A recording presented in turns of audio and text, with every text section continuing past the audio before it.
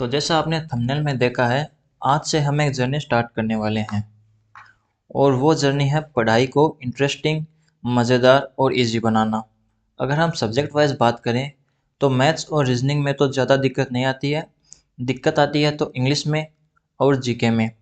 तो इस चैनल पर उन टॉपिक्स पर ध्यान दिया जाएगा जो बहुत बोरिंग होते हैं या बहुत बड़े टॉपिक्स होते हैं। जैसे जीके के अंदर तो सब्जेक्ट ही बहुत सारे हैं जिन्हें पढ़ने का मन ही नहीं करता, और अगर मन करे तो भी थोड़ी देर बाद यही ख्याल आता है कि इस जगह से क्वेश्चन आएगा भी या नहीं, क्योंकि जीके बहुत बड़ा सब्जेक्ट है और उसके अंदर भी बहुत सारे सब्जेक्ट्स हैं। तो जीके और इंग्लिश जैसे सब्जेक्ट को याद करना बहुत ज़्यादा टाइम लेता है, और इतना टाइम देने के बाद भी क्वेश्चन ना आए तो थोड़ा दुख तो होता है। तो इसीलिए मैंने ये चैनल बनाया है। मैंने क्वेश्चंस की मैं क्वेश्चन की गारंटी तो नहीं ले सकता कि आएंगे या नहीं आएंगे, लेकिन इतना ज़रूर कहूँगा कि अब आपको जीके और इंग्लिश को याद करने में पहले से बहुत कम टाइम लगेगा। जैसे आज से इंग्लिश सब्जेक्ट की जर्नी स्टार्ट करेंगे, और इंग्लिश सब्जेक्ट के अंदर सबसे हार्ड और टाइम कंज्यूमिंग टॉपिक जो है वो है वर्ड मीनिंग। तो मैं आपको बताता हूँ कि इस चैनल पर हम इंग्लिश सब्जेक्ट को किस वे में पढ़ेंगे। अगर आपने किसी चैनल या किसी स्कूल में वर्ड मीनिंग पढ़े हैं तो वो या तो नॉर्मली वर्ड बोलते हैं और उनका मीनिंग बता देते हैं, या उन वर्ड्स को अलग अलग स्टोरीज से कनेक्ट करते हैं। और इतनी सारी स्टोरीज याद करना पॉसिबल नहीं है। और एक दिक्कत और है, उनके साथ हर वर्ड के लिए हमें वो स्टोरी अलग से लिखनी पड़ती है, और इंग्लिश सब्जेक्ट में वर्ड्स बहुत सारे हैं। तो अगर 1000 वर्ड्स याद करने होंगे तो 1000 स्टोरीज याद करनी होंगी। तो मैंने एक सिंगल स्टोरी बनाई है, और उस सिंगल स्टोरी से हम लगभग 1000+ वर्ड्स याद करेंगे। और बात रही बाकी सब्जेक्ट्स की, तो उन्हें भी हम अलग अलग तरह से पढ़ेंगे, लेकिन जहाँ तक हो सके उन पुराने रटने वाले तरीक़ों से नहीं पढ़ेंगे। तो चलो शुरू करते हैं। इस स्टोरी में बहुत सारे पार्ट्स हैं जिन्हें मैंने सीजन्स का नाम दिया है, और एक क्लास के अंदर 2 सीज़न पढ़ेंगे, और सारे सीज़न एक दूसरे से कनेक्टेड होंगे, और एक सीज़न में लगभग हम 10 से 15 वर्ड्स याद करेंगे। तो शुरू करते हैं द पीसफुल किंगडम। तो स्टोरी शुरू करते हैं। बहुत समय पहले एक बहुत मैग्निफिसेंट किंगडम था जिसका नाम इलारिया था। मतलब इसमें ये जो रेड वाले जो है ये वर्ड है, और ब्लू के अंदर जो है वो उस वर्ड का मीनिंग है। तो बहुत समय पहले एक इलारिया नाम का एक भव्य किंगडम था, मतलब राज्य था। उस किंगडम की ग्रैंड्योर पूरी दुनिया में फेमस थी। मतलब उस किंगडम की जो भव्यता है वो पूरी दुनिया में फेमस थी। वहाँ का एटमॉस्फेयर बहुत प्लेसिड, सीरेन और हारमोनियस था। मतलब वहाँ का एटमॉस्फेयर था जो था उस किंगडम का, वो बहुत शांत था। लोग बहुत एमिएबल, एफेबल और जोवियल थे। मतलब वहाँ के जो लोग थे वो मिलनसार, खुशमिजाज किस्म के लोग थे। पूरे किंगडम में हैप्पीनेस, म्यूजिक और फेलिसिटी थी। मतलब पूरा जो राज्य है वो इलारिया जो राज्य है उसके अंदर खुशियाँ खुशियाँ थी। उस किंगडम में आरो नाम का एक जुवेनाइल लड़का रहता था। मतलब जुवेनाइल का मतलब होता है युवा। तो उस किंगडम में आरो नाम का एक युवा लड़का रहता था। वो बहुत रेटिसेंट, टेसिटर्न था। मतलब वो बहुत कम बोलने वाला लड़का था। रेटिसेंट और टेसिटर्न ये सिनोनिम्स हैं दोनों। लेकिन उसमें नेचुरल फ्लेयर, करिश्मा था। मतलब आरव के अंदर टैलेंट और आकर्षण था। मतलब दिखने में भी अच्छा था और उसमें नेचुरल टैलेंट था। वो अक्सर अकेला बैठकर पॉन्डर और रूमिनेट करता रहता था। मतलब अकेला बैठकर वो सोचता रहता, गहराई से सोचता रहता, जैसे इस फोटो में दिखा रखा है। आरव के गुरु बहुत सेगेसियस और प्रूडेंट थे। मतलब उसके जो टीचर थे वो बुद्धिमान और समझदार टीचर थे। सेगेसियस का मतलब बुद्धिमान, वाइस, और प्रूडेंट का मतलब भी वाइस और समझदार। ये भी एक दूसरे के सिनोनिम्स हैं। ये उसके गुरु हो गए। उन्होंने आरव को एक एशियन कंपेंडियम दिया। कंपेंडियम मतलब कलेक्शन ऑफ नॉलेज, संग्रह मतलब किताब। उन्होंने आरव को एक एशियन किताब दी। उसमें पुराने वॉरियर्स और हिडन किंगडम की स्टोरीज थी। गुरु ने कहा, ट्रू वॉरियर्स हमेशा फोर्टिट्यूड और मेटल दिखाते हैं। फोर्टिट्यूड का मतलब होता है करेज और मेटल का मतलब ब्रेवरी, वीरता। तो गुरु ने उसको बोला कि जो सच्चे योद्धा होते हैं वो साहस और वीरता दिखाते हैं। आरव ने बहुत अलार्सिटी के साथ ट्रेनिंग शुरू की। मतलब अलार्सिटी का मतलब होता है एंथुसियाज्म, उत्साह। आरव ने एक्साइटमेंट होकर ट्रेनिंग शुरू कर दी। वह बहुत डेलिगेंट, इंडस्ट्रियस और मेटिकुलस था। आरव जो था वो मेहनती, परिश्रमी और बहुत सावधान तरह का लड़का था। उसकी शॉर्ट प्रैक्टिस, शॉर्ट मतलब तलवार, उसकी तलवार की प्रैक्टिस प्रीशियस और ब्रिस्क थी, मतलब सटीक और तेज थी।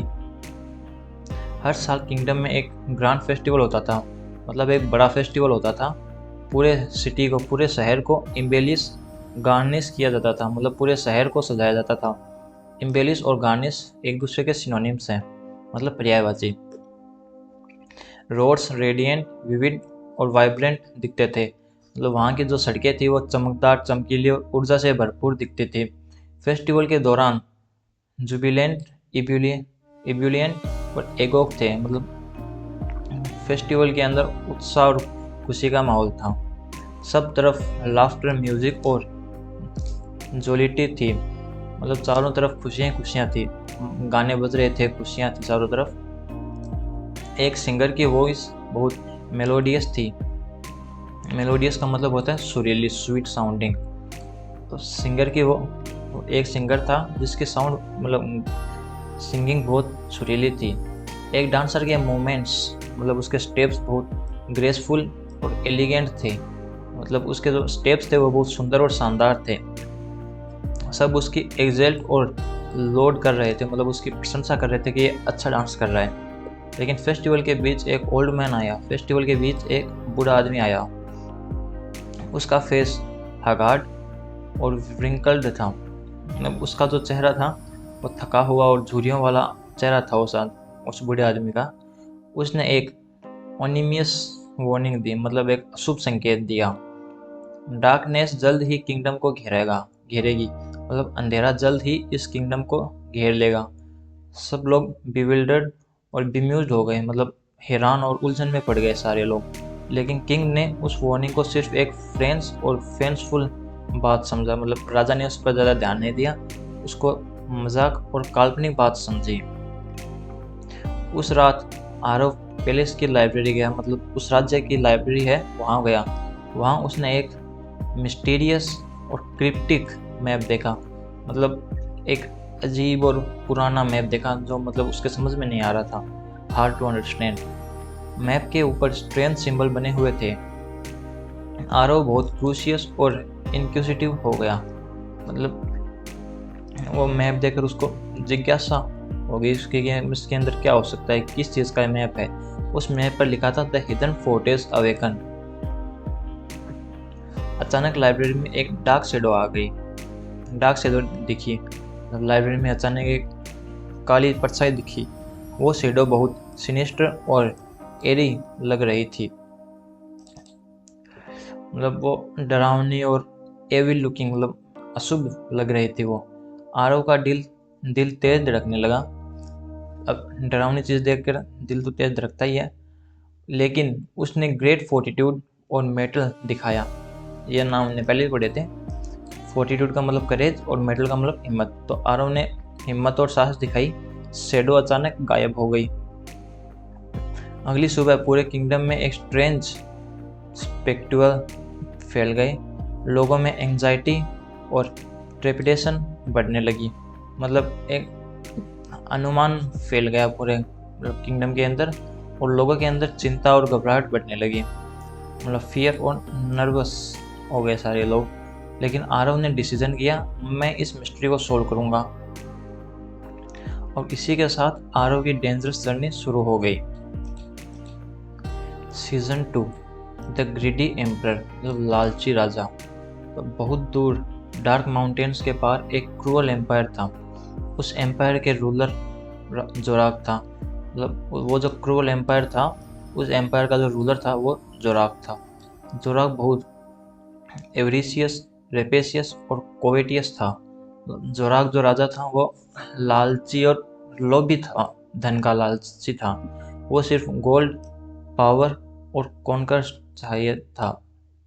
मतलब उसको सिर्फ सोना, ताकत और अपना राज्य विस्तार करना चाहता था वो। उसकी आर्मी बहुत जाइगेंटिक, फॉर्मिडेबल और मेलेनिक थी। उसकी जो सेना थी वो बहुत विशाल, भयंकर और डरावनी थी, जैसे इसमें दिख रहा है। उसके जो सोल्जर्स थे वो विलेज लूटते, हाउस जला देते और लोगों को डेस्टिट्यूट बना देते। विलेज लूट मतलब उसके जो सिपाही थे वो विलेजों को लूटते थे, घर जला देते थे और लोगों को गरीब बना देते थे।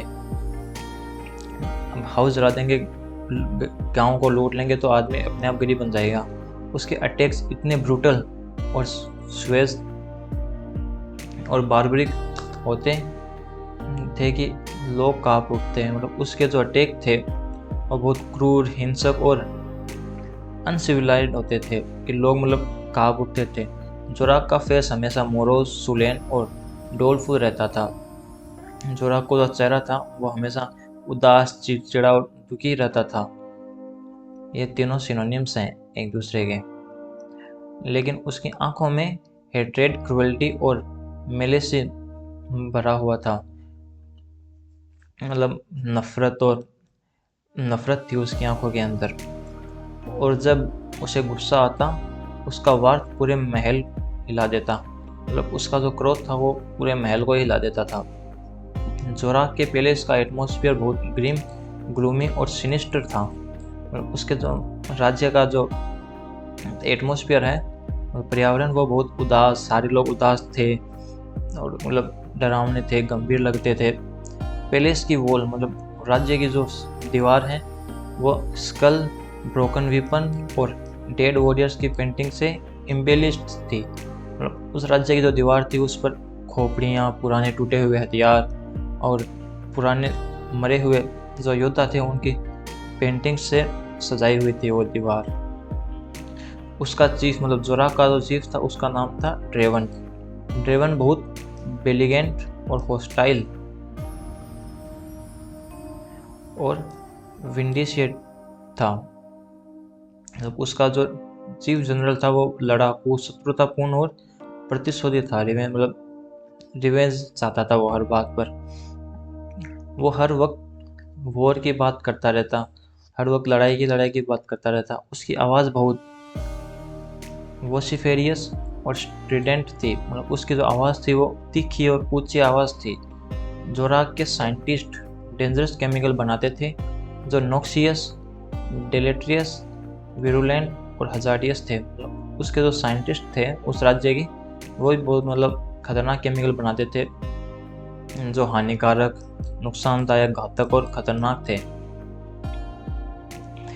एक साइंटिस्ट मतलब उन साइंटिस्ट में से एक साइंटिस्ट था वो लूनेटिक ड्रैंक्ड था। मतलब पागल था वो, मतलब दिमाग किसका हुआ था उसका। वो अजीब एक्सपेरिमेंट करता रहता। उसकी लेबोरेटरी बहुत ग्रिसली, मेलेब्रे और मॉर्बिड थी। उसकी जो लेबोरेटरी थी वो डरावनी, अस्त व्यस्त लेबोरेटरी थी उसकी। एक दिन जोराक ने अपनी आर्मी को ऑर्डर दिया, एलारिया किंगडम को डिस्ट्रॉय कर दो। मतलब वो किंगडम जिसमें आरव रहता था उस किंगडम को डिस्ट्रॉय कर दो। पूरे हॉल के अंदर अप्रोर और टुमेल्ट मच गया।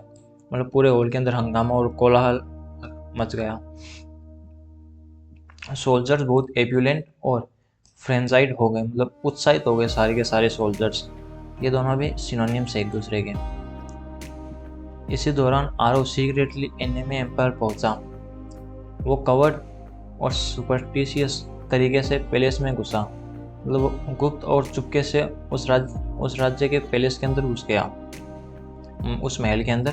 उसने देखा कि आर्मी एक ह्यूज वीपन बना रहे हैं। मतलब आर्मी, वहाँ की जो आर्मी थी वो बहुत सारे हथियार बना रही थी। आरव थोड़ा बिविल्डर्ड और एप्रेंसिव हो गया, मतलब थोड़ा हैरान और भयभीत हो गया कि इतने सारे हथियार क्यों बना रहे हैं। लेकिन उसने अपने फियर को सरपास और रिस्ट्रेन किया, मतलब दबाया और रोका अपने डर को। पैलेस के अंदर उसने एक सीक्रेट रूम देखा। मतलब वो जो राज्य का महल था, उसके अंदर एक सीक्रेट दरवाज़ा था। उस रूम में एशियन स्क्रोल और क्रिप्टिक और ऑब्सक्यूर सिंबल बने हुए थे। मतलब उस कमरे के अंदर गुप्त और अस्पष्ट निशान बने हुए थे। अचानक एक टेरिफाइंग आवाज़ आई, मतलब डरावनी आवाज़ आई। एक क्रिएचर लाउडली, मतलब एक जीव जोर से श्रिंक्ड और होलोड, मतलब चीखा और चिल्लाया। आरव का दिल कांप गया, लेकिन उसने अपनी फोर्टिट्यूड, ये वापस आ गए वर्ड, और रिसाइलेंस दिखाई। मतलब उसने अपना साहस दिखाया उस वक्त, और डरा नहीं वो। जब आरव पैलेस के बाहर निकला, उसने देखा कि विलेज ऑलरेडी रिवेंज्ड और डिवास्टेड हो चुका है। मतलब वो जो विलेज था वो तबाह और बर्बाद हो गया है। लोग फार्मिस्ट और मिसरेबल थे, मतलब वहाँ के जो लोग थे वो भूख से मर रहे थे और दुखी थे। चिल्ड्रन फीबल और फ्रेल लग रहे थे, मतलब बच्चे तो थे वो कमज़ोर लग रहे थे। ये दोनों भी एक दूसरे के सिनोनिम्स हैं। आरव ने वो लिया, मैं जोरा को रोकूंगा। वो का मतलब होता है प्रण। आरव ने प्रण लिया कि वो जोरा को रोकेगा। तो सीज़न 2 ख़त्म होता है। इफ चाहिए तो नीचे टेलीग्राम लिंक है, उसके अंदर क्लिक कीजिए, आपको वहाँ पर स्टोरी की PDF मिल जाएगी।